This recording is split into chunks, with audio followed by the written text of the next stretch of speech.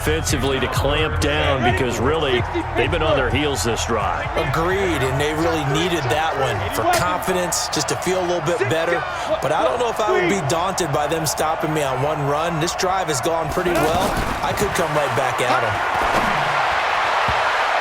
The third down throw incomplete by Steve Young. Certainly looked like they were getting ready to convert there on third down, but what an effort to get his hand on that one, knock it away, and brings up a fourth down decision.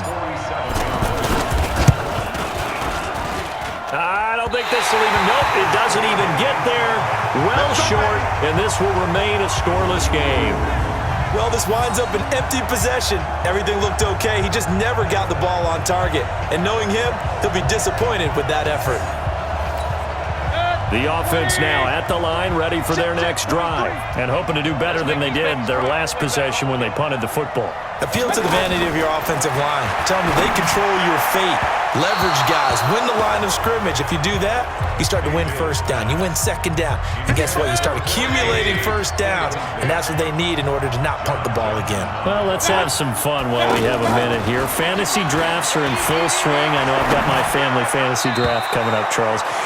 Who would be your top 3 picks? I know that you're a noted fantasy football expert, so who would you take? Well, you've got to start with guys who are going to touch the football and put it in the end zone, right? You got to score points. How about Saquon Barkley with the Giants? You know he's going to run it. He's going to catch it. When they get desperate, they may actually have him return it as well. Alvin Kamara is an absolute matchup nightmare for everyone. And Christian McCaffrey, did he ever come off the field last year? And, you know, this guy, he's a threat to be a 1,000-yard runner and a 1,000-yard receiver, as is Kamara. So this is going to be fun to watch. I can't wait to see those guys do their thing. But there are plenty of other guys out there, too. If Zeke comes along, you got to take him. Melvin Gordon, if they both come to camp, we'll see how that works out. How about Todd Gurley and his health? Because, boy, when he touches the ball, great things usually happen. And then wondering, someone like Le'Veon Bell took the year off, now a new offense. And he's going to go down. Couldn't get a throw off with the pressure. Maybe that was for the best, as that brings us to the end of this first half of play. You want the third quarter already? No problem. Let's do it. So no scoring in our first half. What will the second half bring as we are now back underway?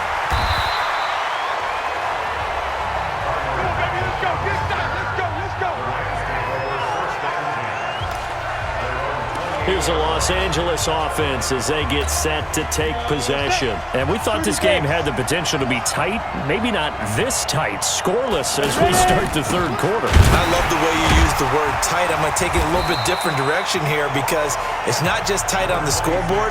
I think both offenses have been tight in how they've played this game. No one's been loose. No one's been free. They've got to find a way to make some plays, and I don't think you do it if you're really tight in everything that you're doing in the game.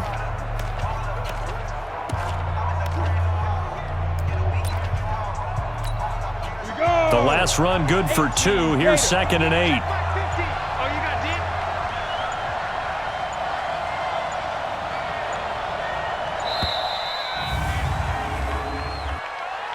Delay of game, offense. He didn't seem in a rush. I guess they just didn't know where the play clock was. I think you're right about that because there was no hurried movements there, right? No up-tempo at all. Clock just ran out. I think he was as surprised as maybe his bench was. On 2nd down, Young. And he almost intercepted it. They haven't picked a ball off yet. That probably should have been their first. And it's 3rd down now. An incomplete pass on that last play, and that means they'll need to come up with something here on 3rd down. Looking to throw, Young into a double team, and it's intercepted. Picked by the Hall of Famer Mel Blount.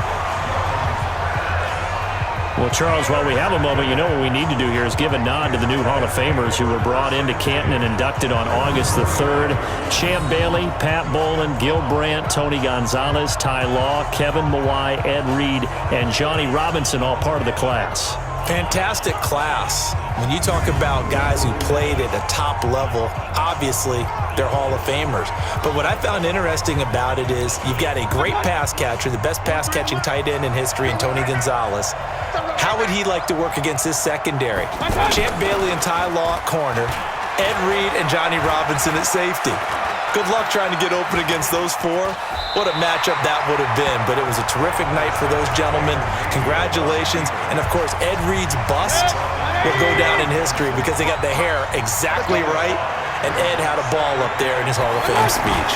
And remember, next year they're going to celebrate the centennial year of the NFL with a special class of 20, so get ready for those speeches. I wonder if they'll do it like Johnny Robinson this year, who actually submitted a video instead of going up to the podium, and his speech was about 5 minutes long, which is probably about the right length.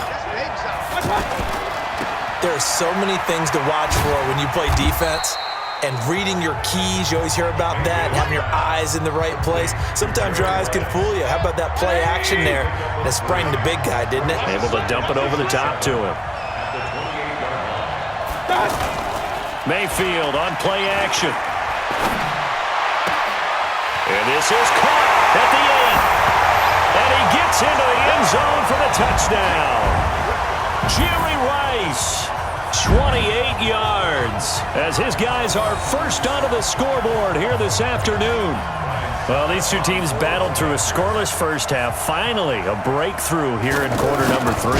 And I just wonder how that played for both of them psychologically, because when you battle through a scoreless first half, now you know that every possession is increasingly crucial. Who can put points on the board, make the other team chase? Wonder if you get a lift and if they get deflated a little bit. Now it's Ryan Suckup on after the touchdown to kick it away. This one taken from the 7. They'll bring it back to just about the 25. Call it the 24-yard line. Now the Rams offense, they work their way back on the field. Their defense has done the job. Now it's the offense's turn as they've got it 1st and 10.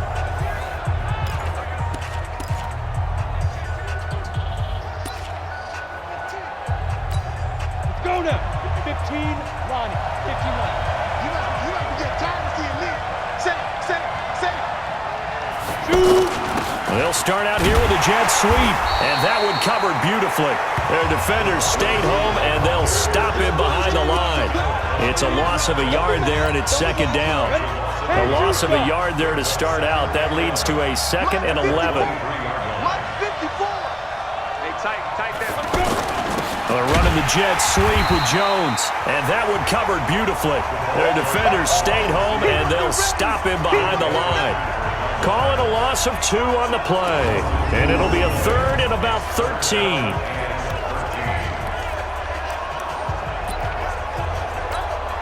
So time to start going in the other direction as they come up now 3rd and long. From the gun, Steve Young. And that will be incomplete.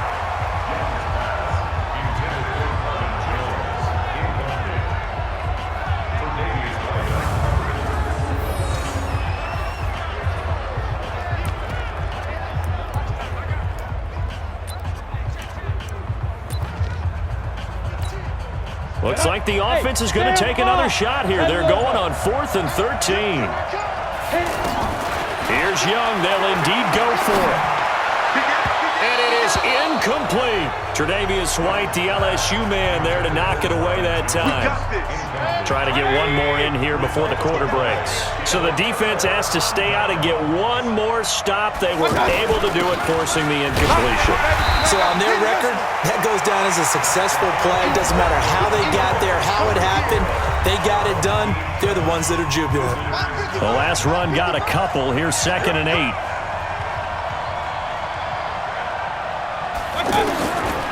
Mayfield to throw it. And look at this. They get the turnover they needed. It's intercepted. Picked off by the Pro Bowler, Anthony Barr.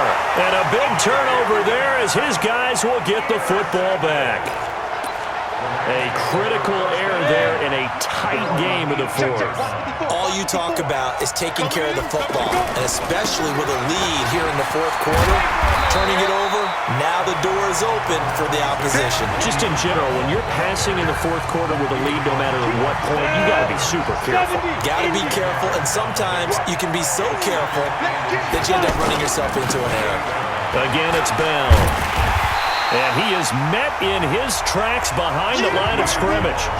The tally there, -2 yards, brings up third down. Another example of just a dominant performance by this defense. Yeah, you hear all the time about teams that try to steal signals from the other side and try and learn their signs and their tendencies. It's almost like they got the answers to the exam the night before and were well prepared for this final. Meanwhile, the throw by Young was knocked away and incomplete. Tre'Davious White, the LSU man, there to knock it away that time. We've seen these defenses make enough opportunistic plays to keep this one low scoring. Flying around, making plays on the ball, and we see yet another errant throw as a result.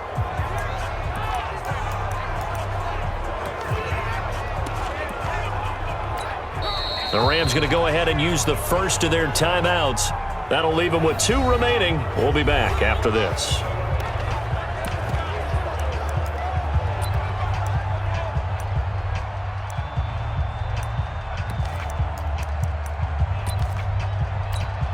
One score down. Here we go. They're going to go for it here on 4th down.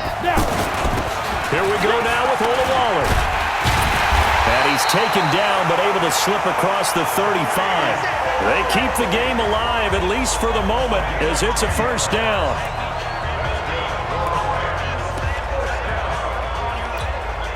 So it's Rams football here as we get you reset. And let's see what they've come up with offensively after having time to talk it over. This is Bell. Jalen Smith, the Notre Dame man, in on the tackle. Partner, they're clearly saving those timeouts, but they still have to work with some urgency to put themselves in the right position.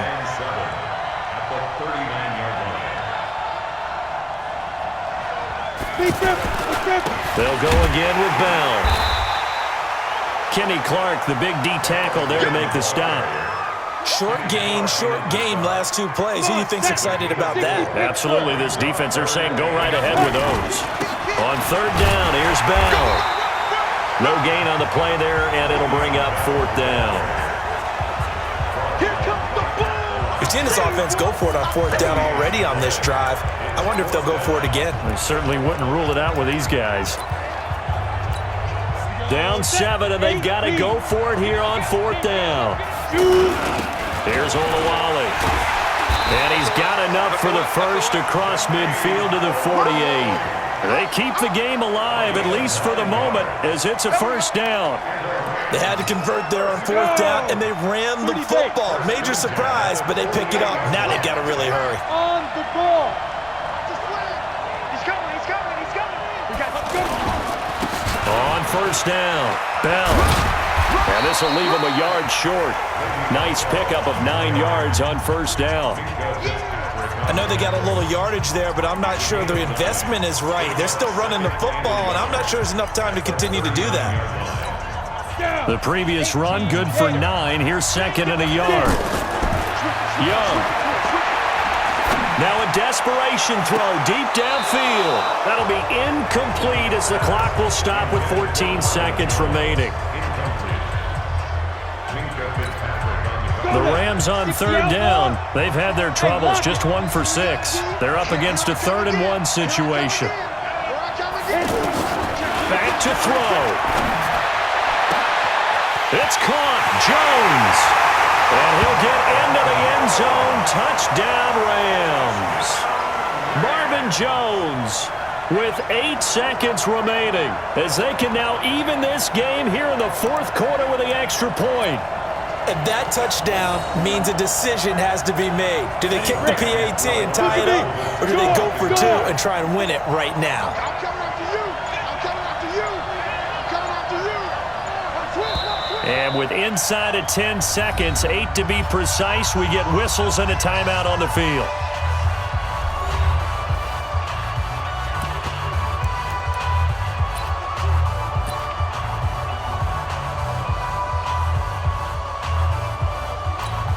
And now they're going to go for 2 and a possible win as this crowd rises to make things difficult.